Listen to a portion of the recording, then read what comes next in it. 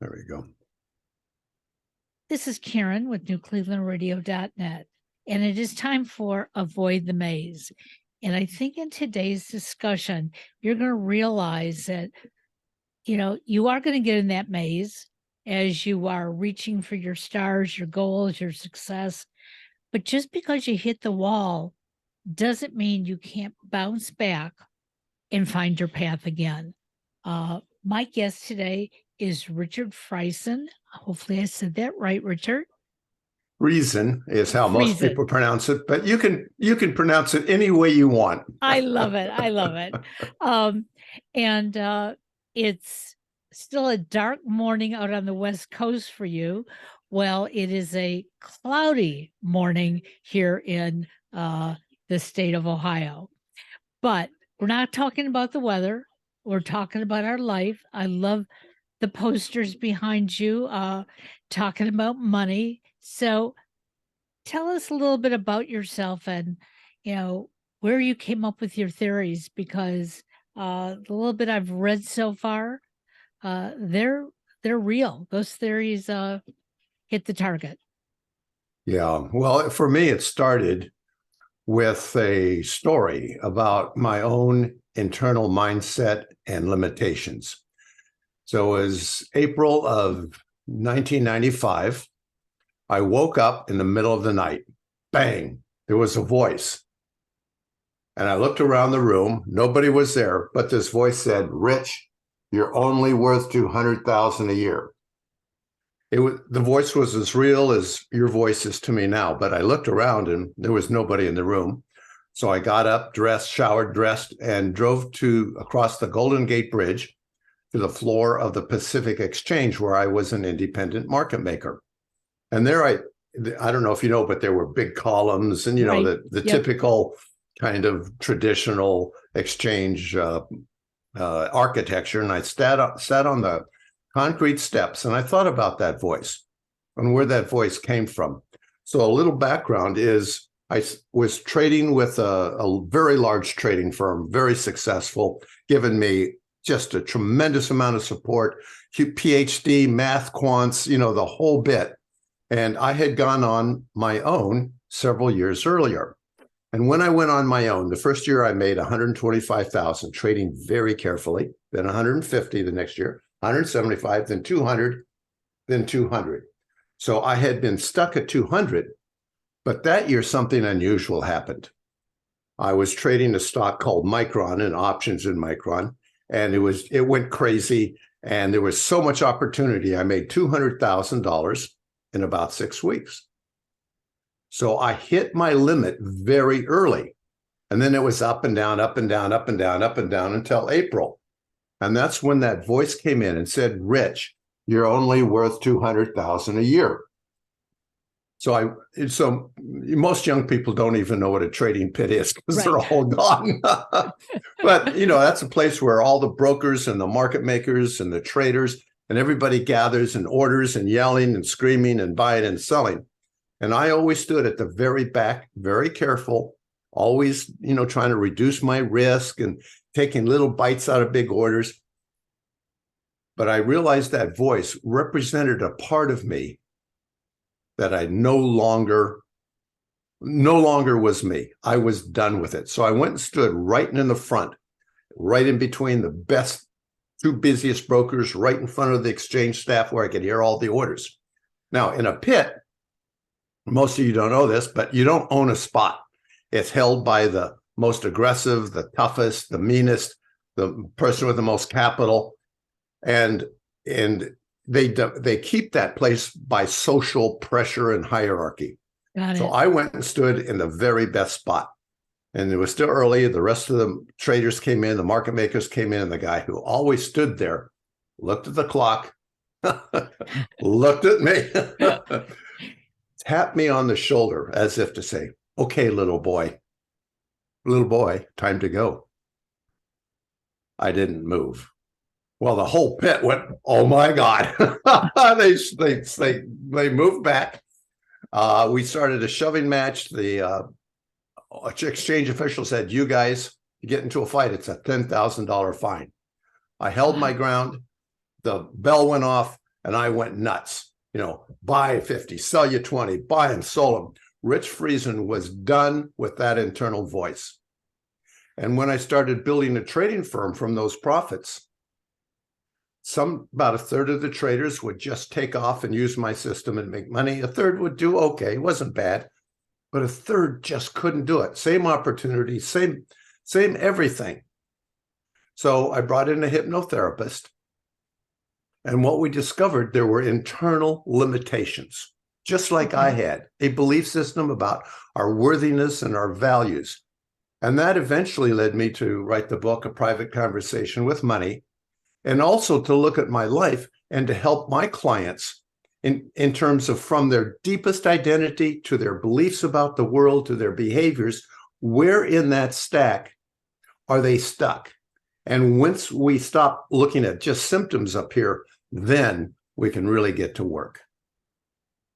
Well, what you're talking about is any kind of change we need to make, because we all do get stuck. I've repeated over and over again on this show that I was stuck until I was about 50. I finally got a job that I really, really liked. I was doing well at it, but the culture was so horrible that I was miserable all the time. But I kept telling everybody I loved my job because I loved what I did. But if I had to walk out of that little circle, I was miserable. And my husband kept saying to me, "You're so good at what you do. Go somewhere else. Take what you've got." And I was frozen. I just kept thinking, well, I'm 50, so this is where I have to stay. Yeah. And I waited another 5 years. And finally I said, this is not for me anymore. But I didn't have any structure. It was like I had to create that structure. Today, most of our listeners don't have to really create it, because there are people like you and me and others who have said, hey, we've been stuck. Here's some tools for your toolbox. So you heard this voice, and I'm sure there are people out there going, oh, that's sort of woo-woo, but you know what? That's your internal thoughts. You knew that you were worth much more than that. Yes. So you took this guy's spot, and now you're trading with all the bigwigs, right? Did that make you more confident of what you were doing then? I think the confidence was there, but I just didn't want to recognize it. In other words, we all have these internal conflicts and these internal voices. Like when we started working with traders, and if I look at my clients now that are entrepreneurs and business people and all over the place, is that from the time they grow up, they have different messages about money, wealth, and success. And one of them is money is evil. Wealthy people are assholes. You don't want to become one of them. Or, oh, money comes and goes and we don't worry about it. Just all sorts of messages all across the spectrum. So they get those messages that are embedded. And sometimes there's a reaction against them and we actually go the opposite way. But nevertheless, it's not a chosen belief system. It's inherited. Then we go to school and we get messages about our worthiness from teachers in school.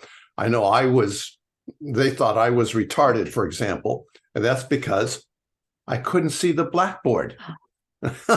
Amazing. So when they got classes, all of a sudden I wasn't retarded anymore. But, there was a message somehow in there that I was not as worthy, and I absorbed it on the deeper level.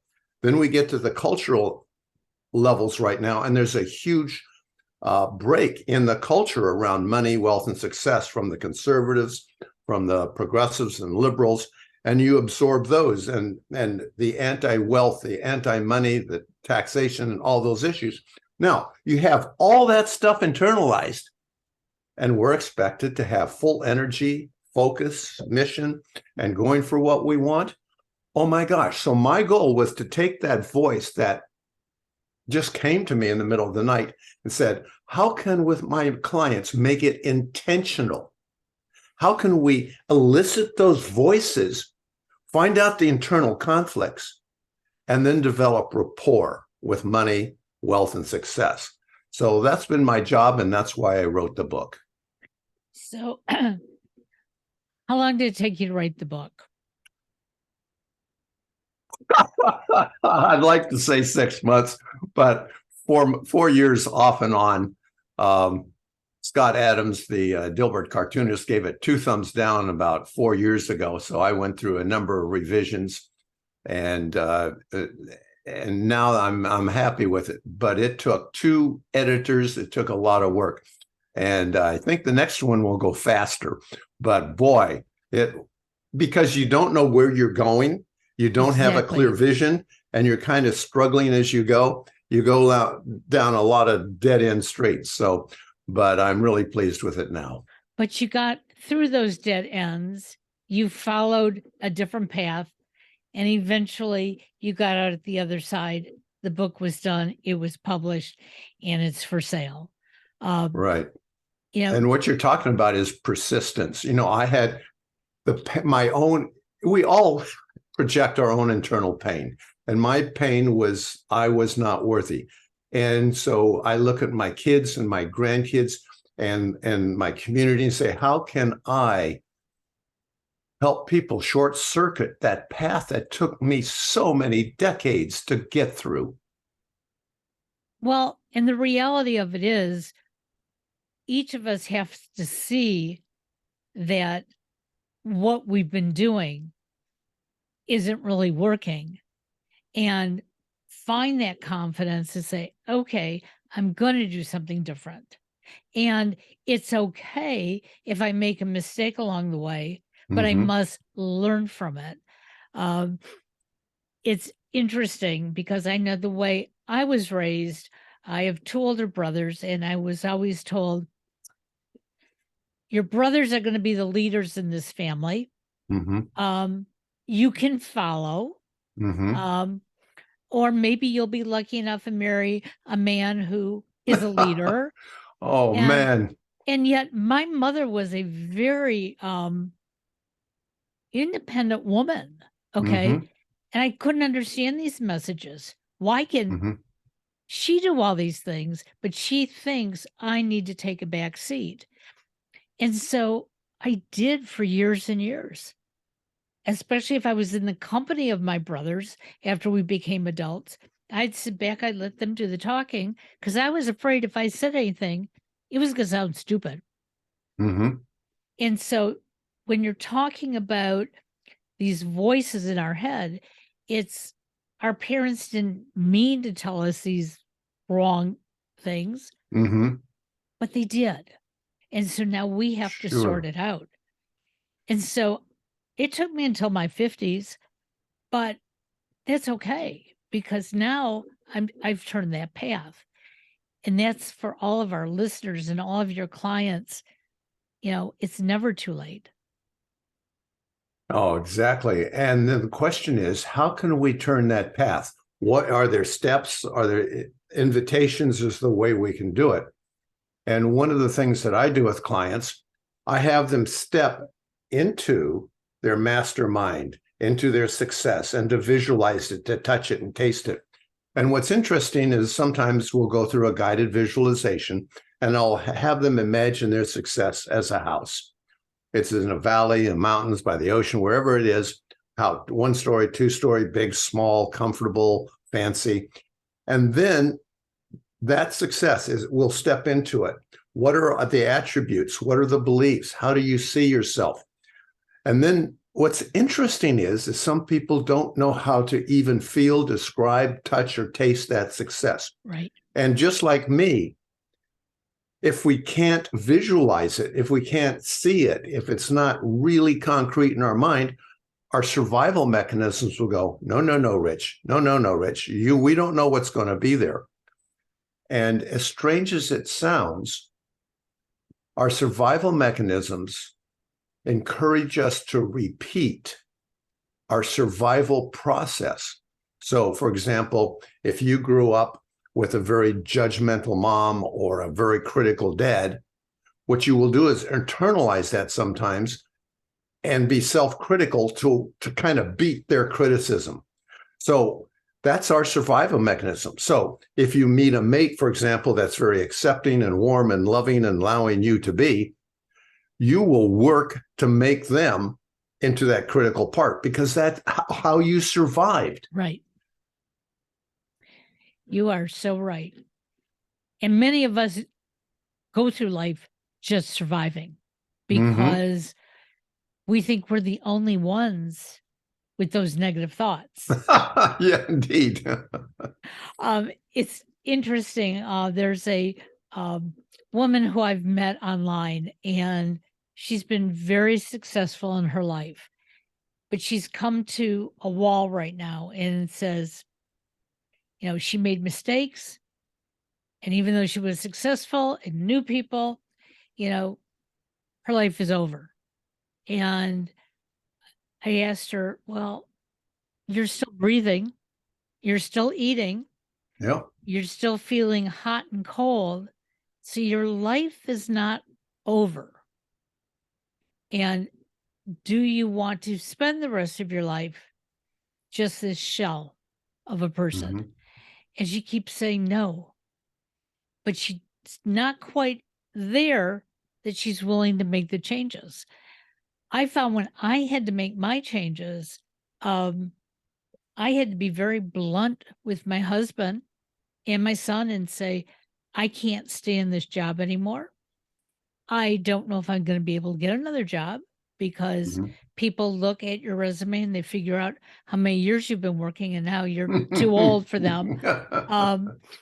But within a month after leaving, I said, I want to put my writing skills to work. And I had been blogging, and I saw an ad for somebody who was looking for a blogger, a big national corporation. And in the back of my mind, why would they want to hire me? But I thought, I'm going to try for it. Within 3 days, I was blogging for them. And it was like, you got to take that step forward. You never know if you don't take the chance. Yeah. Yeah. Oh boy, that's such an inspiring story. So the question, what I'm always fascinated with, what was that kernel of a belief or an identity or a behavior that allowed you to take that step and modeling that for other people? So I chose to make this step. If I go dig back into my world history of my life, I was digging back because I realized I've been trying to make everybody else happy in everything I do. And I believed what my paternal grandmother told me.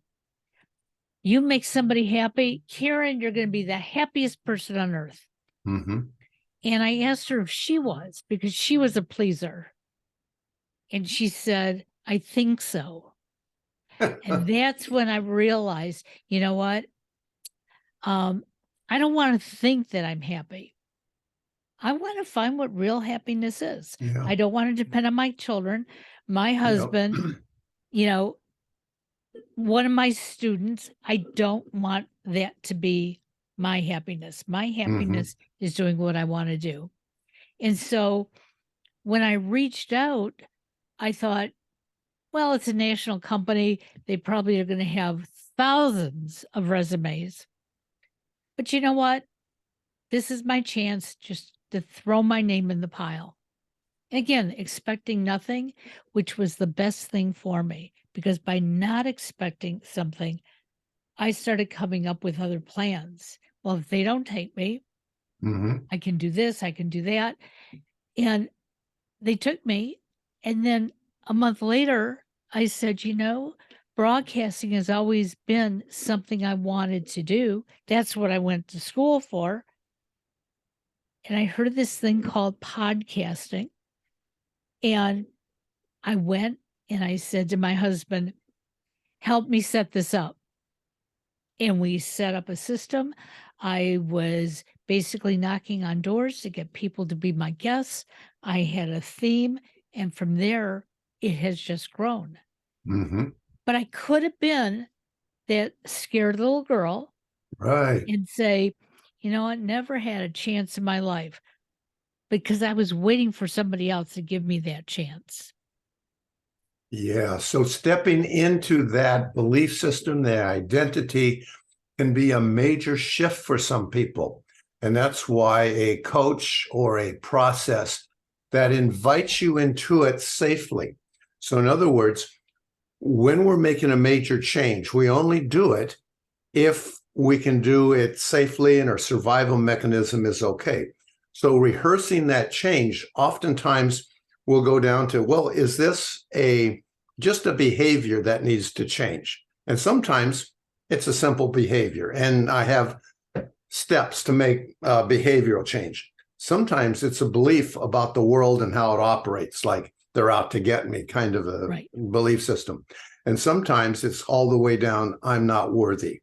So by working through those different layers, we can then determine where the person is stuck and then make that invitation. We'll check all the voices, like the voice I had, like when I have them in their imagination approach their home, their worthiness home, to look back and see who objects. And sometimes my dad is there going, if you become successful, you're going to become an asshole. Don't do that. Sometimes it'll be a peer group who says, well, we're not successful. And if you become successful, you're out. So all these imaginary things come up. So we look at what are all the things that stop us from going there through this guided visualization. And we hear all the voices. And one of the things, and I saw one of your earlier podcasts about acceptance. My gosh, if we can discover what is going on in the voices and accept them and say, it's okay, Rich. It's okay that you had your voice in the middle of the night. Now, once we've accepted, we can now say, I'm an agent. I can now decide what I want to do and where I want to go from here. So I loved how you put that all together, because there are so many people still out in broadcast land who don't understand what coaching is about. Mm-hmm. I had somebody who called me, and I, did a 30-minute conversation with them to see if we were going to be compatible. And they kept saying, so are you going to be like my last therapist? And I said, no, I'm not a therapist. Mm-hmm. Okay. I'm a guide. That's what a coach is. I'm going to Mm-hmm. guide you. And I'm going to use tools that I've created, but I'm going to use tools that other coaches have also created, because we're going to find the right tool for you. And what's right today may not be right tomorrow. Now, I have to admit, my first connection with a coach, I didn't believe there was going to be a connection. I didn't believe that they were going to be able to get me in that first conversation to say, that's what I don't like. I wonder how I can do that differently. Mm-hmm. And they just let me talk, because I was coaching myself through it. Indeed. And I also had that same experience this past weekend. So all last week I was in Fort Worth, Texas, taking care of my son. He had emergency surgery. So Mom went down there and basically left everything behind. But I was going through some sort of a crisis on Saturday. I could not figure it out. My stomach hurt, my head hurt, and it wasn't sick. It was something internal that was just grabbing at me. So I called one of my coaches and I said, I have no idea what's going on, but this is not how I want to be on my last day with my son here. And as I started talking, I knew exactly what it was. He's really my buddy. And part of me felt I was leaving him too early. And almost every pain I was having are the same pains he's having, as he's recuperating. Oh. And That's I realized, fascinating. yep, I took them on to try to convince myself I should stay longer. But it was in the middle of that conversation with her, I said, well, I'm moving. So if I'm moving around, even with this pain, I'm capable of taking care of myself. Mhm. And then out of the corner of my eye, I see my son is taking care of himself. And it was like, and figured it out, walked through the steps, and I then was able to move forward. And that's what it sounds like you've done as well. Yes, and what you've described so well is an invitation to our clients Yes. that if we, I mean, I hear coaches talk about willpower, discipline, managing your emotions, controlling this. That is one method that works if people are really on the precipice of going forward. But for most of us, there's no such thing as willpower and discipline.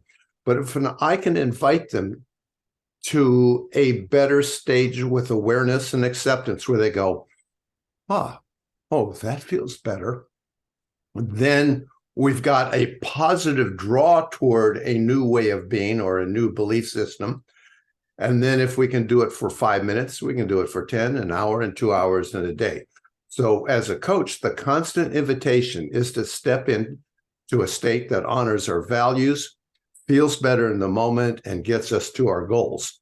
And if we can continually make that positive invitation as a draw, then I think that we can do a much more service to people than telling them to just be more disciplined or control your emotions.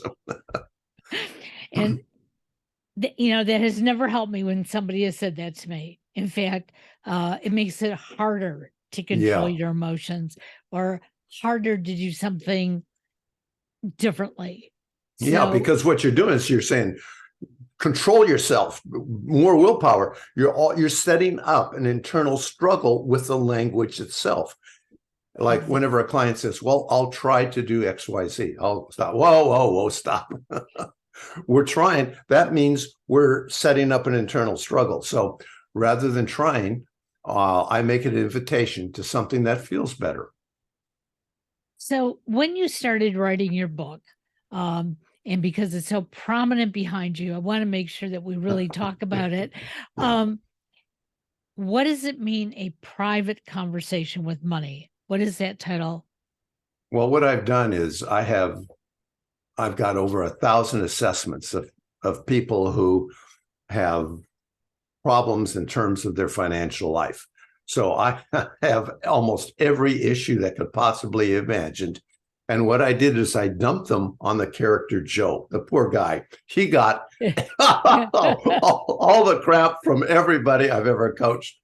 And so he is a very liberal, progressive journalist, angry about wealth, angry about money, angry about his life. And his whole thing is just being upset. And so he starts having a conversation with a character called Money. And Money, in a Socratic kind of a dialogue, just takes him through his beliefs, his identity, his behaviors. And Joe just resists. I mean, he pushes back. He's angry. He doesn't want to listen. But eventually, Money invites him to a state where he ends up looking at money as a certificate of appreciation.